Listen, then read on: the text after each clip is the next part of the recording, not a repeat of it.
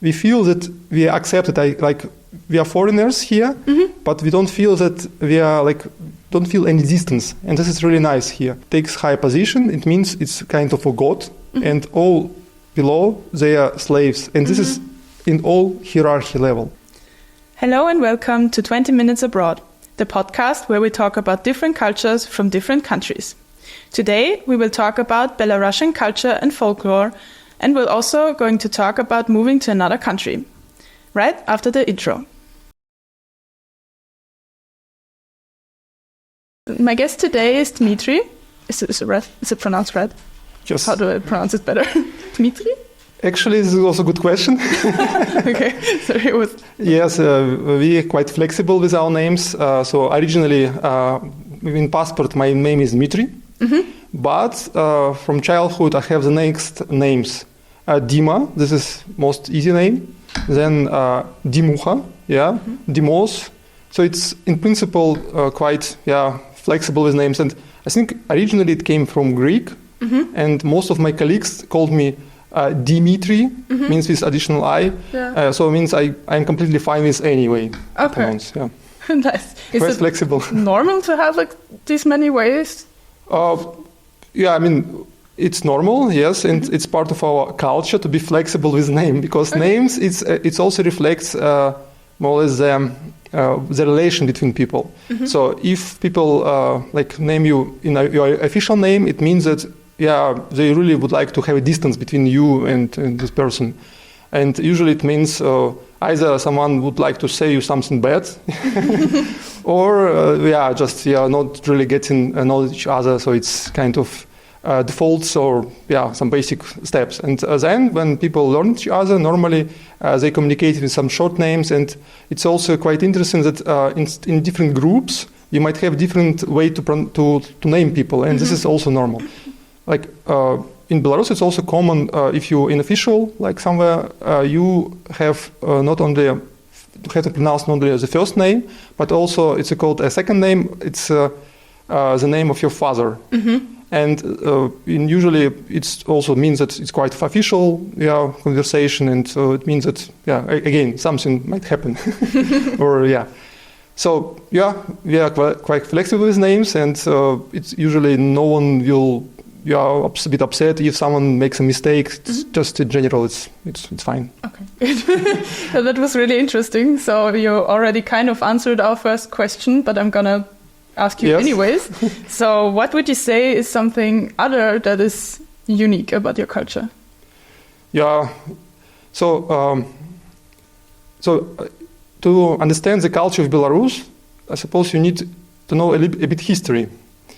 The size of Belarus is similar to size of Austria, and also population is quite similar. But we had always a position between two big neighborhoods. So it was like Russia. In different times it called differently, but in the end it's Russia and some Europe countries. It was Germany, some other like Poland.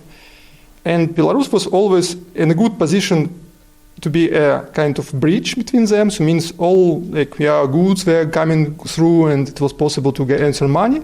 But on a time when it was some war, Belarus was a place for this war, and it was considered as the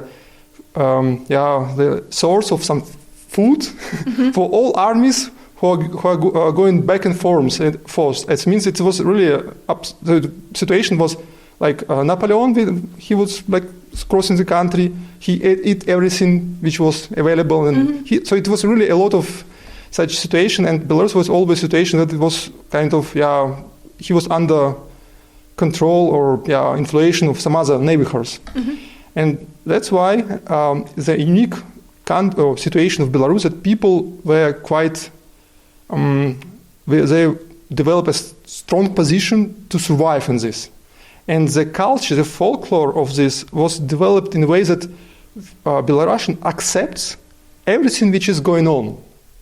So it's quite sad sometimes, because if you would compare fairy tales from Belarus and fairy tales from Russia and other countries, normally in Belarus we have much more some not only problems, but something happens, like someone dead, and it was not just okay.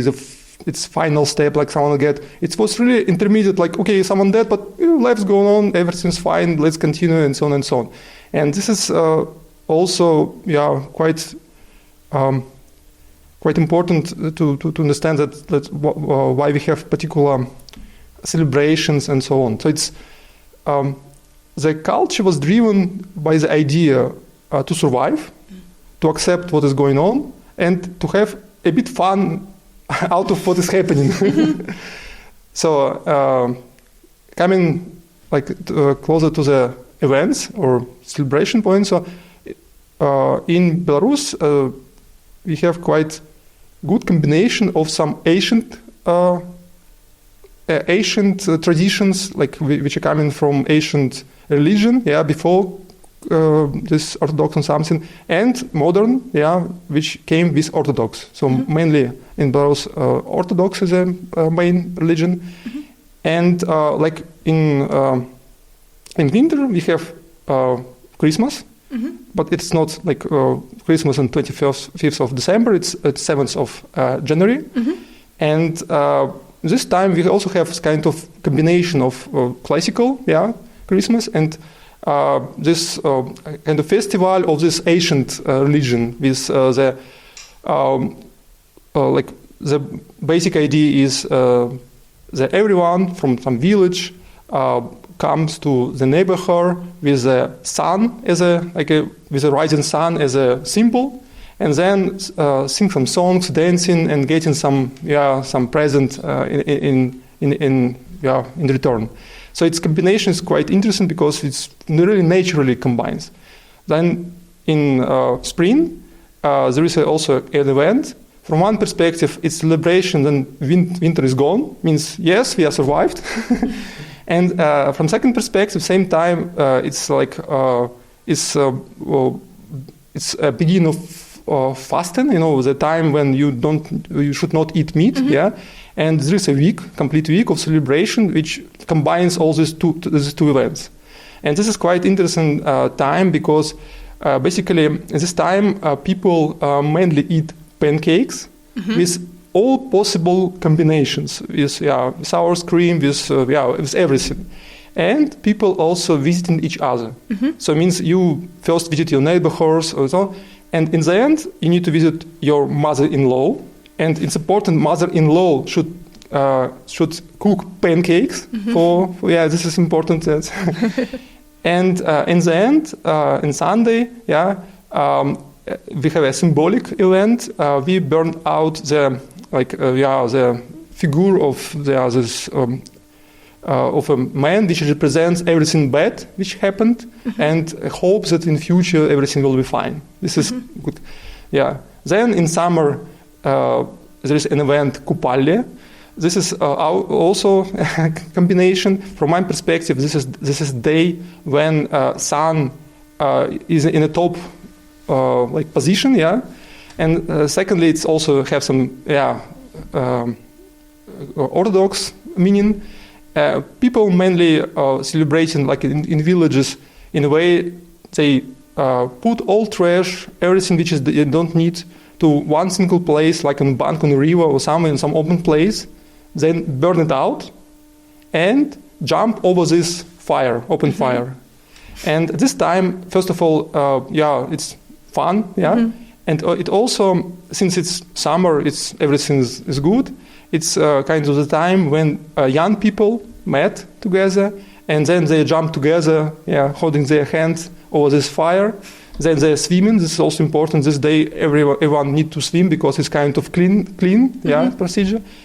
And in the end, the most young and who has still some energy, they're searching for a specific flower, which is they need to search over the night.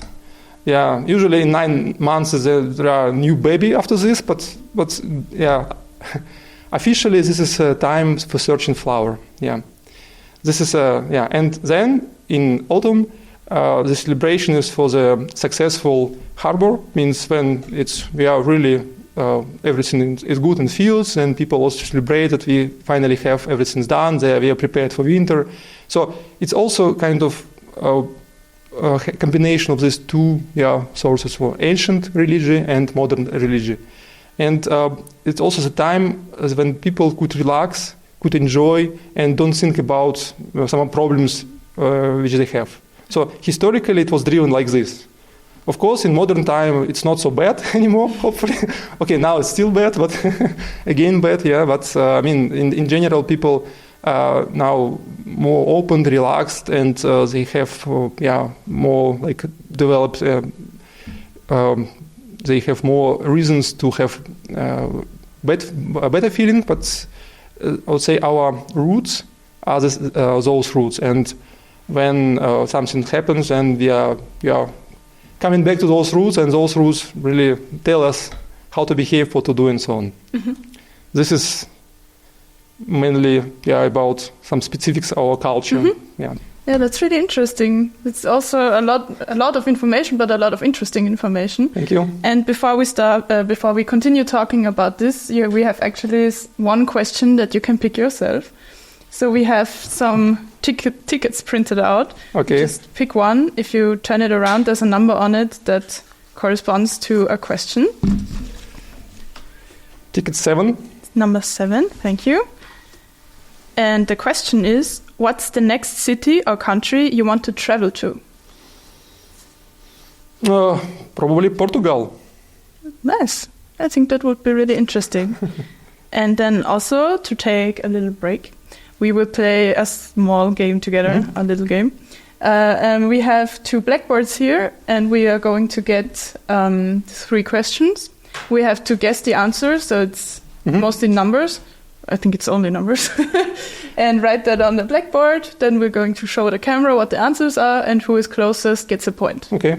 So it's a pretty easy game, but not that easy questions. Okay. And there's also some chalk for you. So, yes. You're ready? Yes.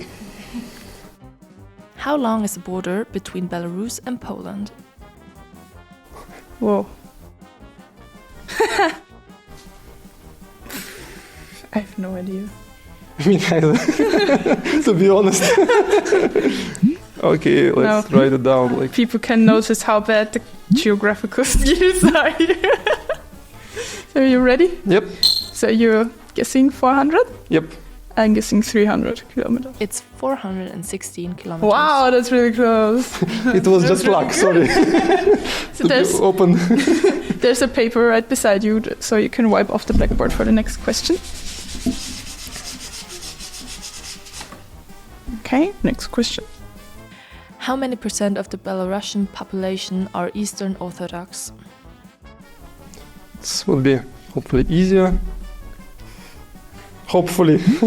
I'm not sure. I actually have no feeling for what the right answer could be. Are you ready? Yep. Okay.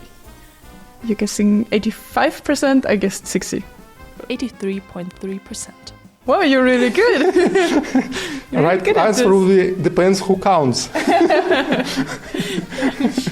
Then let's do the third question just for fun, even though you already won the game.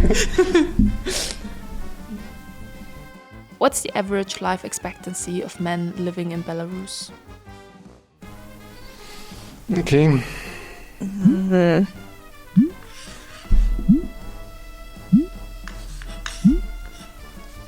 Ready? 1, 2, 3. You say 67? Ooh, Is it 87? 76 years. Wow, you really good knowledge about this. It's a bad knowledge. We wish to have 86 or 87 years, but reality is this. I was really not sure. I don't really have a lot of knowledge about this country, actually. So that's really good that you're here today. And since you've won, you also get a little present. Oh, I like presents. Thank you. So we have some chocolates for you. Thank you. Also with a little message from us. So I hope you like chocolates. I like chocolates, yes. Nice.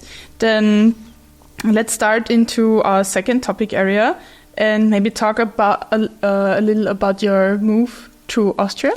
Yes. So why did you decide to come here? Yeah, it was a long journey. Actually, our first time when we met or we were visited Austria was maybe about 15 years ago. We were making a trip, European trip by car with my wife, and we were in Poland, in Czech Republic, and in Austria, and in Germany. So it was kind of round trip. And this time we were in Austria, in Vienna, in Salzburg, and in Innsbruck, and we had really a strange feeling that we have more connected to this country than we expect to be as a tourist, especially when we visited first time. For instance, when we were in Vienna, we had some questions or some problems, and those problems or questions were answered quite fast, and people were so open and so helpful. It was really amazing for us. It was really wow. And on the countryside, when we were going from Innsbruck to Munich, we were staying in a small village, and this was really a beautiful time because it was so nice, so warm. We felt as a part of a family, we have been living here already for several years. This was like this. But this time we did not think about moving yet. It was just a feeling. And then I got assignment to work first with affiliate in German as a bridgehead between my company in Belarus and a company in Germany. And then we switched from office in Germany to office in Graz here. And I had the possibility to visit Graz 5-6 times per year, and I started to enjoy it because first of all for me it was really nice city, so I really like mountains. I really like how Graz it looks like, and was a feeling. But still this time it was not a decision to move. Then my daughter grown up, and she decided to study abroad, not in Belarus. And we were choosing between several universities, but finally she chose Vienna University. She's currently studying publicistic in Vienna. Nice. Yes, but still it was not the time for our decision. But finally in 2020, it was a sad time for Belarus. It was quite a lot of things happened, and then we decided that it's time to go.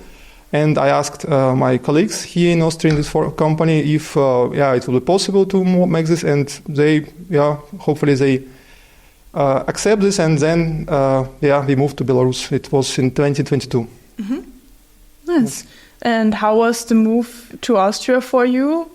How did you adapt to the change? Was there a lot of change? For me, I was, before this time I was visiting Austria quite frequently, so for me it was not a big problem. I was more worried about my wife, because before this time she was here in Graz only 2 times or 3 times.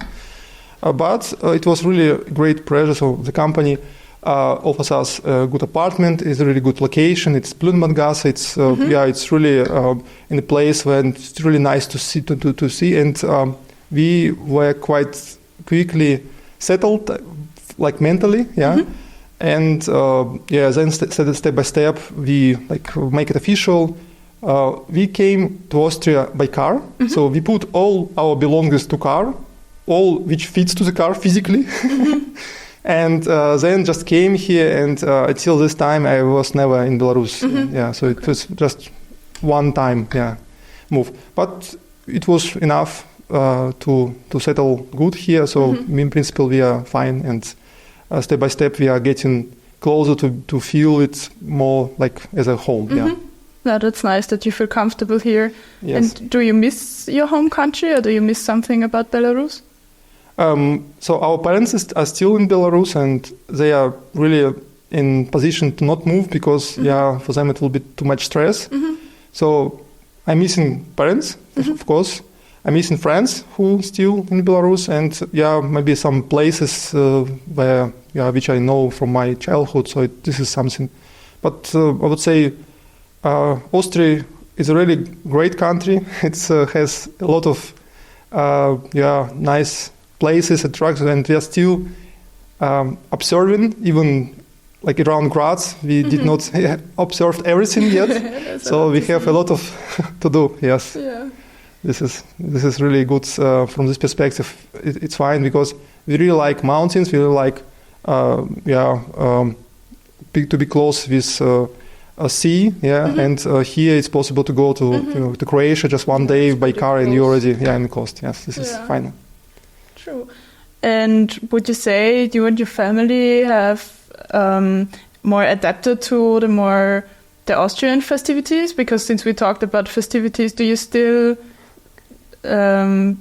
celebrate the Belarusian celebrations?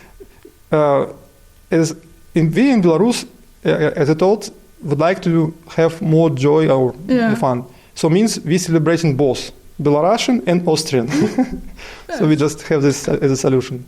We really like here in events when people go to streets, like we have this event when everyone get dressed as costume or national, and it's really a good time because people are relaxed. It's also good to be part of this, and we feel that we are accepted.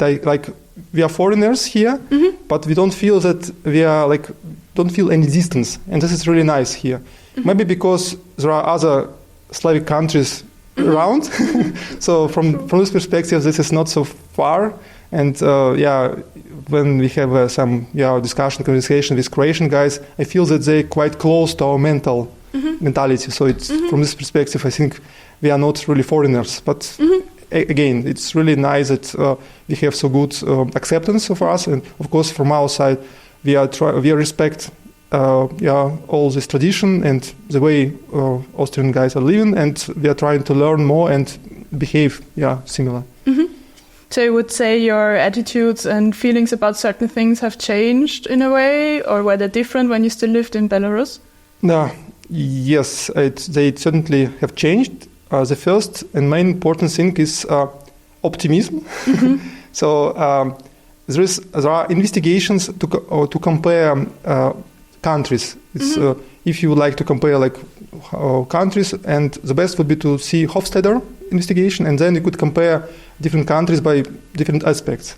And if you compare Austria and Belarus by these aspects, you will see that in most of the aspects they are similar, and only two aspects are really different. First is optimism, let's say it like this.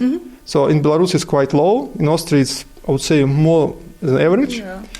And second is a distance, to power distance, let's say it like this. So in Austria, looks like people respect their manager's position, high position, in a way that they have responsibility in the position, but it's not blind respect. It's really it's more or less they feel the same level, but just different position. In Belarus, not like this. If someone takes high position, it means it's kind of a god, and all below they are slaves, and this is in all hierarchy level. And this also applies the pattern of behavior. When we are discussing something with our government, we are always behaving guys who serving government, but normally it should be vice versa. So we are selecting government, they serve us, but it's not like this. And this feeling that you have something which you don't know even, but you expect some bad, it's really it's common in Belarus. Here, when you talked about something with some officials, you feel that you're on the same level. And this is completely different, and it gives much more relaxed, I would say. And this is also what I would say is changing over time. We more getting more relaxed when we are just communicating with other people, with officials, and this gives us more more energy and more possibilities to enjoy our stay. And this is main aspect which is changing. thank you for your answers. It was really interesting to talk to you today, and I've actually learned a lot. Before we wrap up the video, we have a sticker for you here. So we have a little airplane. Which way is it? Okay. Sorry. That way? Yes. And you can stick it on the suitcase behind you. So we're kind of collecting stickers from all our guests. It would be not so easy to... It's a bit... it's always the same. Yes. We always say that we're gonna prepare it next time and then we forget about it. Wait. Next to Ethiopia.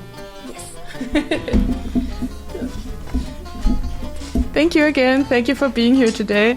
And also thank you to our listeners. If you enjoyed the video, leave a like and a comment if you have something to say. And if you enjoyed the episode, subscribe to our channel to see more episodes like this. We'll see you in our next video.